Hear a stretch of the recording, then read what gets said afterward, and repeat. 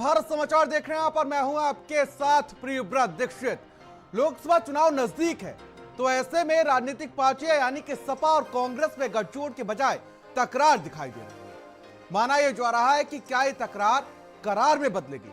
Report देखिए।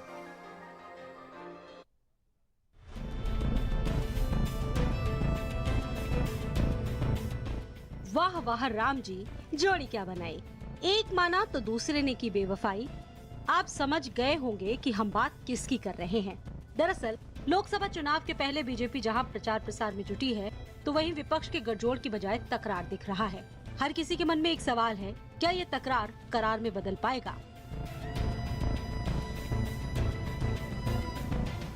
सीधे main मुद्दे पर आते हैं। दिल्ली से लखनऊ की दूरी जितनी है, उतनी ही दूरी सपा और कांग्रेस में दिख रही है। सपा पार्टी के नेता और यूपी के पूर्व सीएम अखिलेश यादव ने कांग्रेस को 11 सीटों का प्रस्ताव दिया, तो कांग्रेस की यूपी इकाई के मुखिया अजय राय ने कहा कि हम सभी 80 सीटों पर चुनाव लड़ने की तैयारियों में हैं। बातचीत चल रही है, बातचीत हो रही है और सीटों के तालमेल को लेकर के जीत ही आधार है। गठबंधन के लिए जीत ही आधार है और उसी के तहत दोनों दल आपस में तय कर रहे हैं और बहुत जल्दी मुझे उम्मीद है कि दोनों दलों में सहमति बन जाएगी।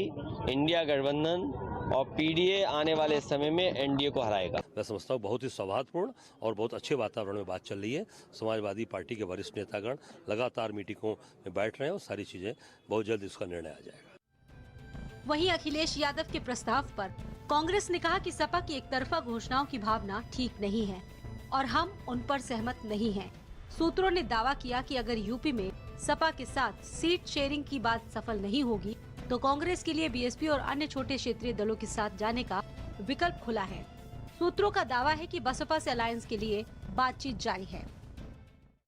देखिए, समाजवादी पार्टी ने हमेशा गठबंधन धर्म को निभाने का काम किया है।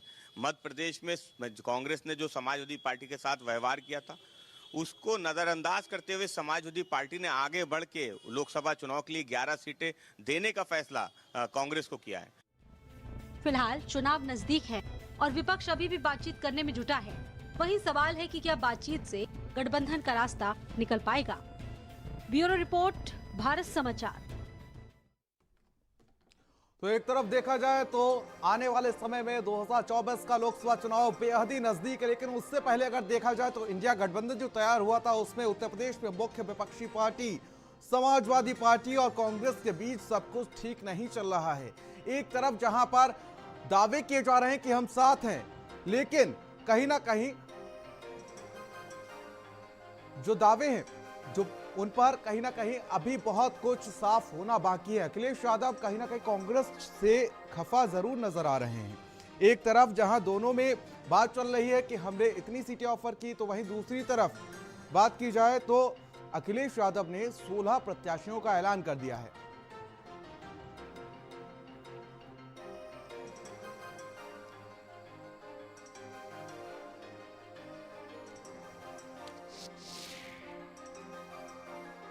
चुनाव में तो अब कुछ ही समय बचा है, लेकिन इसी बीच अगर देखा जाए तो इंडिया गठबंधन में जो समाजवादी पार्टी या उत्तर प्रदेश में मुख्य विपक्षी पार्टी की बात कर ले, समाजवादी पार्टी और कांग्रेस के बीच सब कुछ ठीक नहीं चल रहा है। क्योंकि जिस तरीके से हमने पिछले दिनों भी देखा कि अंदर खाने जो बात हुई, उसके बाद अखिलेश यादव ने 16 प्रत्याशियों का ऐलान कर दिया और जब कांग्रेस को सीट्स ऑफर की गई थी कि हम 11 सीटें आपको दे रहे हैं लड़ने के लिए, उसके बाद अगर देखा जाए तो कांग्रेस ने कहीं ना कहीं अंदर खाने जो बात हुई उस पर नाराजगी जताई, सहमति नहीं जताई। आज इसी पर चर्चा भी करेंगे। अनिल यादव हमारे साथ कांग्रेस के प्रवक्ता हैं, दीपक रंजन हमारे साथ समाजवादी पार्टी के प्रवक्ता हैं।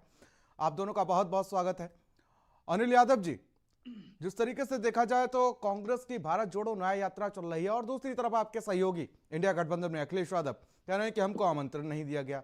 16 फरवरी से प्रवेश करने जा रही है आपकी यात्रा यूपी में, अखिलेश यादव को निमंत्रण नहीं दिया गया अभी।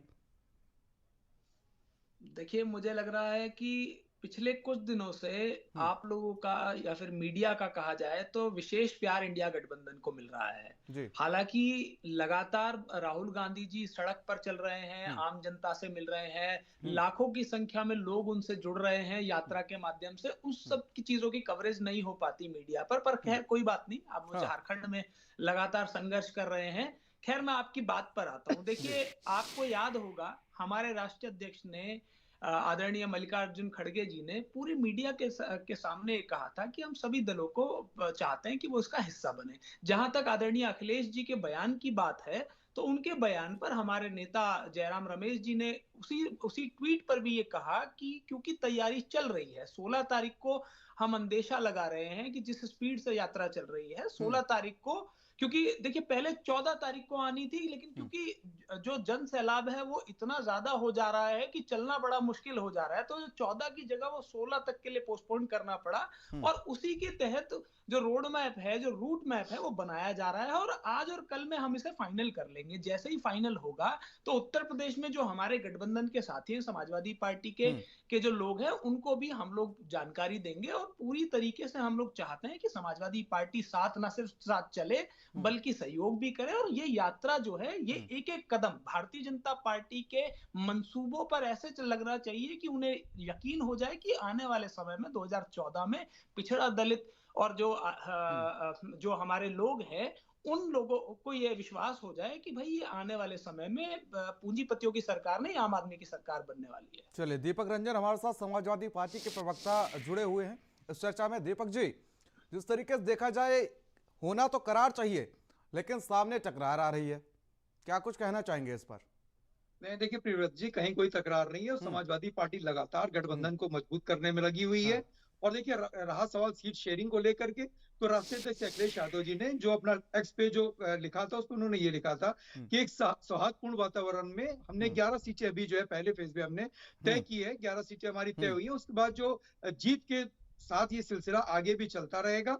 और हम समझते हैं कि हम समाजवादी पार्टी के लोग, राष्ट्रीय अध्यक्ष जी ने पीडीए पखवाड़ा का कार्यक्रम हम लोगों को दिया है और हम लोग सारे विधानसभा में, सारे लोकसभा में, सारे वार्डों में, हर जगह जाकर के हम लोग पीडीए के माध्यम से लोगों को जागरूक करने का काम कर रहे हैं कि जो शोषित, दलित, वंचित इस सरकार में जितने लोग पिछड़ गए, उनकी आवाज बनकर के समाजवादी पार्टी सदैव उनकी आवाज बनती रही और आगे भी समाजवादी पार्टी उनकी आवाज बनेगी। और इसी की तरीके से हम लोग जातिगत जनगणना को लेकर के भी लोगों के बीच में जा रहे हैं कि जब इंडिया ब्लॉक की सरकार केंद्र में बनेगी आगे आने वाले 2024 के चुनाव में, देखिए पिछले 10 साल से जो सरकार, नाकामी की सरकार केंद्र में चल रही है, उसने हिंदुस्तान की महान जनता को सिर्फ झूठ, छल और छलावा, बहकावा देने का काम किया।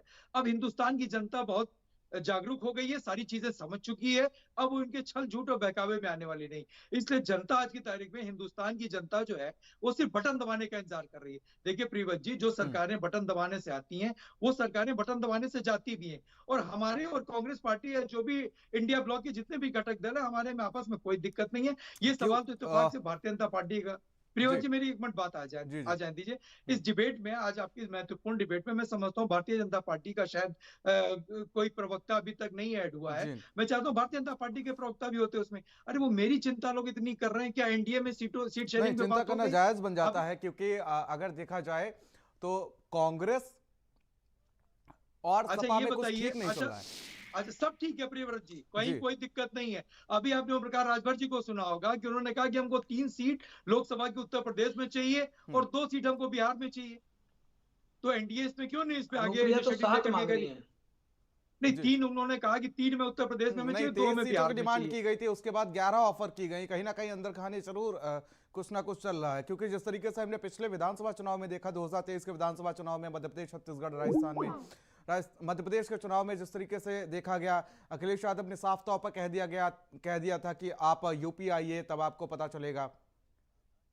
देखिए प्रियव्रत जी, ये देश का चुनाव है और वो सारी बातें हम लोग भूल करके हम लोग आगे बढ़ रहे हैं जी। और इंडिया ब्लॉक पूरी तरीके से एकजुट और एकजुट है। आज ये चुनाव देश को बचाने का, लोकतंत्र को बचाने का, संविधान को बचाने को, और हम सारे लोग, इंडिया ब्लॉक के लोग, इंडिया की आवाज बन करके हम लोग आगे बढ़ रहे हैं। आज इंडिया की आज हिंदुस्तान की महान जनता अपने आप को इतना पीड़ित महसूस कर रही है। ये देखिए, अभी रहा सवाल 16 तारीख को इनके भारत जोड़ो यात्रा के उत्तर प्रदेश में आने का। अगर निश्चित रूप से हम तो समाजवादी पार्टी के राष्ट्रीय अध्यक्ष जी लगातार ये कहते हैं कि सीट शेयरिंग पे पहले बात हो जाए। बाकी देखिए, वो भी कहीं ना कहीं इंडिया ब्लॉक को मजबूत कर रहे हैं। समाजवादी पार्टी भी अपने कार्यक्रमों के माध्यम से कहीं ना कहीं इंडिया ब्लॉक को मजबूत करने का काम कर रही है। हमारा सबका लक्ष्य एक है, उद्देश्य एक है कि भारतीय जनता पार्टी से हिंदुस्तान की जनता को निजात दिलाना, भारतीय जनता पार्टी को सत्ता से बेदखल करना। हम एक ही उद्देश्य के साथ आगे बढ़ रहे बेदखल करने में जितना आप मजबूत होगे उतना आपके लिए कारगर साबित होगा। लेकिन आपके सहयोगी तो छोड़ छोड़ के भाग रहे हैं अगर देखा जाए तो। उधर नीतीश कुमार चले गए, उधर ममता बनर्जी ने, उधर भगवंत मान ने साफ तौर पर कह दिया कि वहां पंजाब में हम अकेले चुनाव लड़ेंगे। मुझे लग रहा है ये कुछ मजबूत जो स्तंभ थे आपके इंडिया गठबंधन के। नहीं, देखिए, ममता बनर्जी जी ने जो भी कहा, ये देखिए, ये अलायंस जो है डेमोक्रेटिक अलायंस है। यहाँ पर हर आदमी को अपनी बात करने, हर पार्टी को अपनी बात कहने का अधिकार है। हर पार्टी को, देखिए, उन्होंने ये नहीं कहा कि हम इंडिया ब्लॉक से अलग हो गए। उन्होंने कभी कोई ऐसा स्टेटमेंट दिया? उन्होंने ये जरूर कहा कि सीट शेयरिंग पे बात हो जाए। सीट शेयरिंग की बात तो समाजवादी पार्टी के राष्ट्रीय अध्यक्ष आदरणीय अखिलेश यादव भी चाहते हैं, क्योंकि हम समझते हैं पिछले 40-45 दिनों के अंदर अंदर हम चुनाव में होंगे। अगर सीट शेयरिंग पे बात नहीं होगी तो चीजें आगे दिक्कत पैदा हो सकती है। सबसे बड़ा मुझे लग रहा है कि पॉइंट जो है वो सीट शेयरिंग है आपके लिए। बिल्कुल सही, सारी पार्टीज के लिए है। और फिर भी मैं आपको बता दूं, इंडिया ब्लॉक तो फिर भी इसमें बहुत आगे बढ़ चुका है। आप एनडीए ब्लॉक के लोगों से पूछे कि सीट शेयरिंग पे उनकी बात कहां तक पहुंची। अभी उनका सीटों का बंटवारा तो देखिए उनके एनडीए में कितनी खींचतान होती है। भाई, ओम प्रकाश राजभर जी अलग मांग रहे हैं, अनुप्रिया पटेल जी अलग मांग रही हैं, संजय निषाद जी कह रहे हैं अब हम अपने सिंबल से लड़ेंगे चुनाव। तो किसको कितनी सीटें देंगे, क्या देंगे, क्या नहीं देंगे? कह दिया कि हम देने वाले वो हैं, हम कौन होते हैं मांगने वाले। लेकिन आपके पार्टियों के अंदर ये भावना दिखाई नहीं दे रही है। मैंने यही तो कहा, तो मैंने यही कहा प्रियव्रत जी, ये डेमोक्रेटिक अलायंस है। यहाँ पे लोकतंत्र का गठबंधन नहीं है, यहाँ पे डिक्टेटरशिप नहीं है, यहाँ पे फ्रीडम टू स्पीक है। हर आदमी को, हर पार्टी को। लेकिन फ्रीडम टू स्पीक होते होते लोग अलग हो जाते हैं। मैं लौटूंगा आपके पास, हमारे साथ अनिल यादव जी मौजूद हैं। मैं लौटूंगा, एक बात मैं लौटूंगा, अगले राउंड में आ जाऊंगा। दीपक जी, ठीक। अनिल यादव जी जी, देखिए, मैं 2-3 चीजें आपसे कहना चाहता हूं। पहली बात तो ये कि जहां तक हमारे गठबंधन की बात है, अभी कुछ दिन पहले तमिलनाडु में एआईडीएमके ने भारतीय जनता पार्टी का और ये या एनडीए कहा जाए तो उसका साथ छोड़ा, लेकिन कहीं कोई चर्चा नहीं हुई। राजभर जो ओपी राजभर हैं, अभी हमारे सपा के साथी बता रहे थे कि वो यहाँ पर 3 सीटें मांग रहे हैं, 2 बाहर मांग रहे हैं। अनुप्रिया पटेल जी 6 सीटें चाह रही हैं, लेकिन उन पर चर्चा नहीं हो रही है। तो असली जो फूट है, असली जो समस्याएं हैं, वो तो एनडीए के साथ है। और ये बात बिल्कुल, देखिए, मैं आपको एक बात, आपकी एको आ रही है, इसे ठीक करा लीजिएगा। देखिए, एक बात मैं आपको बताऊं, हम लोगों का जो गठबंधन है वहां पर संवाद है, वहां पर एक दल दूसरे दल से बात करता है, कुछ बातों पे सहमति बनती है, जब नई बात सहमति बनती तो उस पर आगे चर्चा की जाती है, बड़े नेता फिर दोबारा से बात करते हैं, इसे संवाद कहते हैं। एनडीए में जो है वो विवाद है। विवाद कैसा होता है कि आप एक दिन खबर आई कि भाई अब कल से जो है एआईडीएमके आपके साथ नहीं रहेगी, परसों से आपको पता चला कि भाई अब हम जो राजभर जी को मंत्री नहीं बना रहे हैं, या फिर महाराष्ट्र में जो एकनाथ शिंदे की पार्टी है, बताइए वहां पर आप जानते हैं या भारतीय जनता पार्टी का कोई प्रवक्ता, मैं तो कह रहा हूं कि बड़े से बड़ा प्रवक्ता या बड़े से बड़ा नेता बता दे कि भाई एकनाथ शिंदे कौन सी सीटों पे चुनाव लड़ेंगे। या और तो सोचिए, सबसे बड़ी बात तो ये है कि उत्तर प्रदेश में इनको नहीं पता है कि कौन सा सांसद इनका किस सीट पे चुनाव लड़ेगा, क्योंकि जनता के बीच में तो गए नहीं, काम किया नहीं। तभी आप निरंतर इनके स्टेटमेंट सुनते होंगे कि भाई इतने टिकट काटे जा रहे हैं। अरे भाई, यदि आप नहीं, ये बयान तो अखिलेश यादव दे रहे हैं कि इतने सीट्स काटे जा रहे हैं, इतनी सीट्स नहीं, भारतीय जनता पार्टी के लोगों ने बयान दिया कि तमाम तरह के नेता हमारे संपर्क में हैं और बहुत सारे नेता हमारी पार्टी में आने वाले हैं। मुझे बताइए, यदि आपके नेता सक्षम होंगे तो आप दूसरी पार्टी के नेताओं को क्यों लाएंगे, क्यों जो पार्टी ज्वाइन कराएंगे? भाई, इसका कारण यही है कि आप जानते हैं कि जनता में जो आपके जनप्रतिनिधि है, उन्होंने कोई काम नहीं किया। पिछले 10 साल में सिर्फ और सिर्फ लूट मचाई है, चाहे वो किसानों के मामले में हो, चाहे वो जमीनों के मामले में हो, चाहे किसी भी तरीके के मामले में हो। लेकिन मैं समझता हूं कि अब जो समय है वो से हम लोग आपस में बात भी कर रहे हैं। और जहां तक आपने, क्योंकि अजय राय जी के स्टेटमेंट की बात करी कि उन्होंने कहा कि हम 80 सीटों पर तैयारी कर रहे हैं। देखिए, इंडिया गठबंधन में दोनों पार्टी एक दूसरे को मजबूत करने के लिए काम कर रही हैं। अगर हम 80 सीटों पर जब हम अपने संगठन को मजबूत कर रहे हैं, तो यदि वहां पर सपा का प्रत्याशी होगा तो हमारा पूरा जो संगठन है पूरी ताकत लगा के उस प्रत्याशी को जिताने का काम करेगा, क्योंकि वो इंडिया गठबंधन का प्रत्याशी होगा। और यही काम समाजवादी पार्टी के लोग भी करेंगे। तो और दूसरी और मजे की बात सुनिए कि 16 जो समाजवादी पार्टी के प्रत्याशियों का प्रवक्ता ऐलान भी कह किया रहे गया हैं। है, क्या अनिल यादव उस पर सहमत है? कांग्रेस उस पर सहमत है? देखिए, ये जो चुनाव है ये इंडिया गठबंधन को लड़ना है, ना जी। कांग्रेस को लड़ना तो ये है, ना प्रत्याशियों समाजवादी को क्या पार्टी मान को लिया लड़ना जाए है। कि ये सुन- इंडिया गठबंधन के प्रत्याशी हैं, समाजवादी पार्टी के नहीं? क्या इंडिया गठबंधन की वहां पर आपने कोई सूची देखी? समाजवादी पार्टी की चिट्ठी पर उनके नाम आया, तो निश्चित तौर पर समाजवादी पार्टी ने अपने लेकिन विवेक के समाजवादी हिसाब से पार्टी उनको तो इंडिया प्रत्याशी गठबंधन में बनाया है ना? अब सुन तो लीजिए, जी। अगर समाजवादी पार्टी उन सीटों पर तैयारी करेगी और बाद में यदि कुछ ऐसा हुआ कि इंडिया गठबंधन का प्रत्याशी वो शायद कांग्रेस से हो नहीं। जाए, तो वो जो तैयारी वाले जो साथी हैं वो भी साथ देंगे। यही इंडिया गठबंधन का ध्येय है। नहीं, साफ मुझे तौर समझ पर नहीं आ रहा कि समाजवादी इसमें पार्टी इतनी क्या ने समस्या 16 समझने प्रत्याशियों में। का ऐलान कर दिया है और जो वो मैदान में भी उतर गए हैं, सभी प्रत्याशी तैयारियां भी शुरू कर दी हैं। तो ऐसा मान लिया जाएगा क्या कि ये जो प्रत्याशियों का ऐलान किया गया है वो इंडिया गठबंधन के प्रत्याशी हैं? कांग्रेस उस पर सहमत है? देखिए, राजनीति में हाँ। जब तक आप पर्चा नहीं भराते हैं, हाँ। कब क्या हो जाता है कोई नहीं जानता। और रार आप बरकरार है वरिष्ठ कहीं ना पत्रकार कहीं। हैं। रार बरकरार, देखिए ये हाँ। आपके मन की उपज है। समाजवादी पार्टी उधर से कह रही है कोई रार नहीं है, कांग्रेस पार्टी कह रही है कोई रार नहीं है, लेकिन मीडिया कह रहा है रार है। और जहां रार तो है मेरा वहां तो उसका साफ कोई सवाल जिक्र है ना नहीं कि हो जो रहा है। प्रत्याशियों का ऐलान किया गया है क्या वो इंडिया गठबंधन के प्रत्याशी हैं क्या?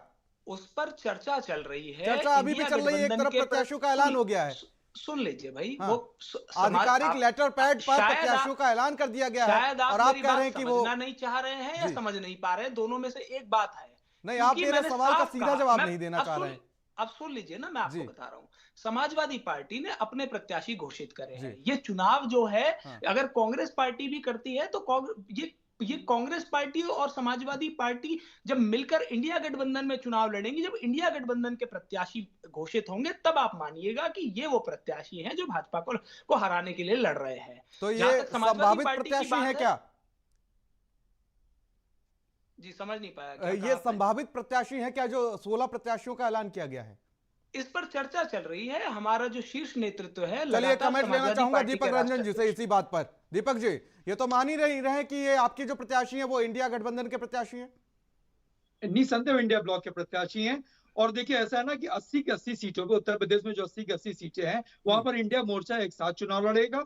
और अभी इन सारी चीजों पे जो है बातें चल रही हैं। और चूंकि समय कम है, इसलिए समाजवादी पार्टी लगातार जो है अपने प्रत्याशियों की घोषणा करके उनको जो है वो क्षेत्र में भेज दिया गया है कि आप जाइए और वहां पर चुनाव लड़ने की तैयारी करिए, सारी चीजें करिए। और देखिए, आगे जैसी जो भी बातें होंगी वो सारी चीजें आपके सामने आ जाएंगी। और देखिए प्रियव्रत जी, जो मेरी बात रह गई थी, मैं ये कहना चाहता हूँ कि आप इंडिया ब्लॉक में बातों की बौछार को लेकर के तो आप इतने परेशान हो गए, लेकिन एनडीए में जो गोलियों की बौछार हो रही है आपस में, अलायंस पार्टी पार्टनर जो है खुलेआम जो है अपने वहां पे मुख्यमंत्री जी अपने कार्यकर्ता को, लेकिन कहीं ना कहीं रार जो है वो रक्षा कर बरकरार जरूर है, क्योंकि अभी जिस तरीके से मैंने सवाल किया कि जो सपा के प्रत्याशी हैं क्या वो इंडिया गठबंधन के प्रत्याशी हैं, तो साफ तौर पर उन्होंने मना कर दिया। चलिए, आप दोनों का बहुत बहुत हमारे साथ जुड़ने के लिए बहुत बहुत शुक्रिया। तो आपको बता दें कि चुनावी मौसम है, चुनावी साल है, लेकिन इसी बीच अगर देखा जाए तो तकरार अभी भी बरकरार होती हुई नजर आ रही है। अखिलेश यादव एक तरफ जहां कहते हैं कि उन्हें भारत जोड़ो न्याय यात्रा को लेकर निमंत्रण नहीं मिला और 16 फरवरी को भारत जोड़ो न्याय यात्रा, राहुल गांधी की यात्रा जो है वो प्रवेश करने वाली है यूपी में। और इसी बीच मुख्य विपक्षी पार्टी को प्रत्याशी को अगर बात की जाए तो यहां पर निमंत्रण नहीं मिला है, तो वहीं 16 प्रत्याशियों का ऐलान कर दिया गया है और इस पर भी रार अभी बरकरार होती हुई नजर आ रही है।